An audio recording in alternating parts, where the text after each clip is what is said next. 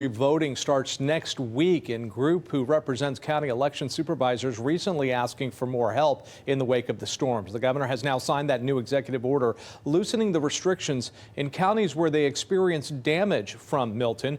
Indian River and St. Lucie counties are among them. CBS 12's Al Peffley has been looking into this. He joins us live tonight in Stuart at the Martin County Supervisor of Elections office with the reasons behind their concerns. Al? Jim, the governor signed this 9-page executive order that makes accommodations for people in 11 Florida counties that were impacted by Hurricane Milton and Hurricane Helene. We spoke with the Supervisor of Elections in 2 of the counties here on the Treasure Coast who are applauding this move. I think that's a wonderful idea so people can still vote. Voters like Darsi McCarthy of Stuart say the governor's executive order is a step in the right direction. Well, I've seen the devastation in our own community. I mean, houses down to nothing and they have nothing. So if you still get to vote, that at least gives you a sense of freedom. The governor has signed a measure after county supervisors of elections in several counties said in a letter to the Secretary of State that the recent hurricanes and tornadoes could make it tough for voters in the hardest hit areas to cast their ballots in the November election. If they didn't get their ballots because their mailboxes could have been blown away, so now it gives accommodations where they can be sent to an alternate address without having all the documentation that they used to have. St. Lucie County and Indian River County are included in the executive order, allowing for changes or consolidation of early voting and election day polling places.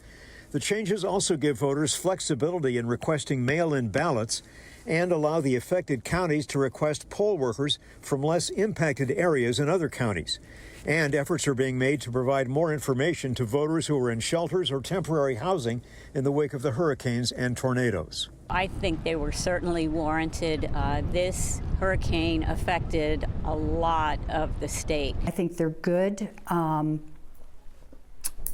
measures that are not just good for the supervisor, but they're good for the voter. Vicki Davis, Martin County Supervisor of Elections, says although her county won't be affected by these election changes, she feels they're needed because one of her polling places, Peace Presbyterian Church in Stuart, came very close to being damaged from a nearby tornado. As we all know, this is a presidential general election.